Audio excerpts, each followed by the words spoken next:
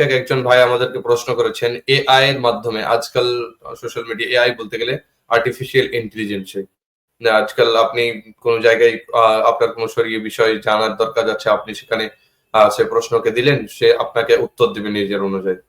তো এরকম ধরনের যে প্রশ্ন করা মানে মুফতি হিসাবে ওকে নেওয়া, তো এটা কতটুকু শরীর সম্মত সে, আর এর ভয়াবহতা কিরকম? আল্লাহ রাব্বুল আলামিন কোরআনে বলেন, ফাসআলু আহলাদ যিকরি ইন কুনতুম লা তা'লামুন। তোমরা আহলে ইলমকে, আহলে যিকরকে, জ্ঞানী মানুষকে, যারা নিঃশ্বাস প্রশ্বাস নিচ্ছে, যারা হাদিস ও কোরআনকে মন্থন করেছে, যারা আল্লাহর ইবাদত করে, তাদেরকে জিজ্ঞাসা করো। আর্টিফিশিয়াল ইন্টেলিজেন্স, তাকে প্রশ্ন করলাম, সে উত্তর দিচ্ছে, সে উত্তর সঠিক দিচ্ছে না, তার মধ্যে কিন্তু ইজতিহাদ করার কোনো ক্ষমতা নাই। হ্যাঁ, এবং সময়ের পরিপ্রেক্ষিতে ফতোয়াও পরিবর্তন হয়ে যায়। আর্টিফিশিয়ালকে আপনি যে ইনপুট দিয়েছেন, আপনি যে জ্ঞানটা দিয়েছেন, সে ছাড়া একটা হরফ আগে এবং পিছে বলতে পারবে না। আর্টিফিশিয়াল ইন্টেলিজেন্ট মানে হলো আপনি তাকে যে ইনপুট বা যে জ্ঞান বা যে মালুমাত আপনি তাকে দিয়েছেন, সেটা ছাড়া একটা হরফ আগে পিছে দেবে না। হ্যাঁ, সুতরাং আল্লাহ কোরআনে প্রকাশ্য হয়ে বলছেন যে আর্টিফিশিয়ালকে জিজ্ঞাসা করো না, মাটির পুতুলকে জিজ্ঞাসা করো না, কোন ফেরেশতাকেও জিজ্ঞাসা করো না, কোন জিনকেও জিজ্ঞাসা করো না। ফাসআলু আহলাদ যিকরি, আলেমদেরকে জিজ্ঞাসা করো। বুখারী শরীফের একটি হাদিসে আছে, রাসূলুল্লাহ সাল্লাল্লাহু আলাইহি ওয়াসাল্লাম বলেছেন, ইন্নাল্লাহা ইয়াকবিদুল ইলমা লা ইয়ানতাজিউহু মিন সুদুরিল উলামা।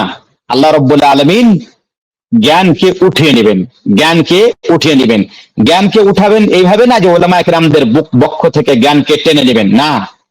আল্লাহ রাব্বুল আলামিন জ্ঞানকে উঠিয়ে নেবেন উলামায়ে কেরামদেরকে মৃত্যু দিয়ে, অর্থাৎ উলামায়ে কেরামরা মৃত্যু হয়ে যাবেন, চলে যাবেন, পৃথিবী উলামা থেকে খালি হয়ে যাবে।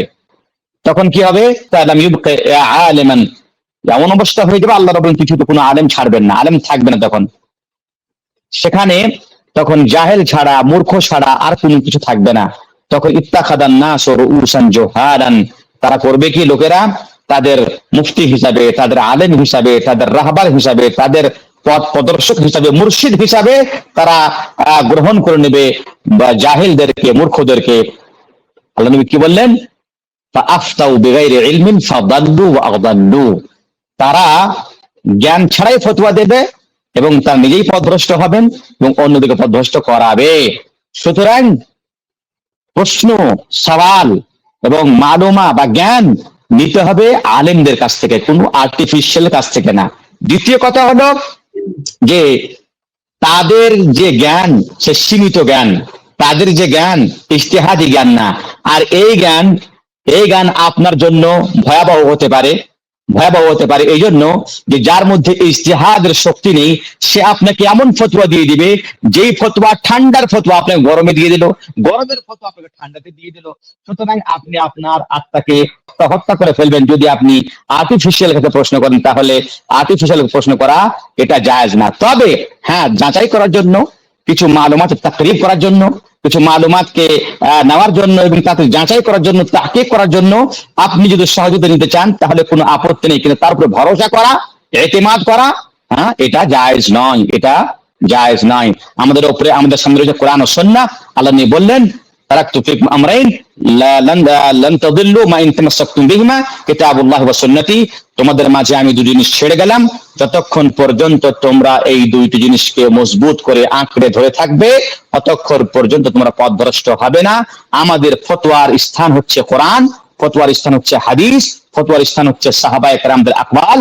সুতরাং আমাদেরকে ফতোয়া সেখান থেকেই নিতে হবে। কোনো আর্টিফিশিয়াল ইন্টেলিজেন্স জ্ঞানের কাছে আমাদের ইলম নেওয়া জায়েজ নয়। জি।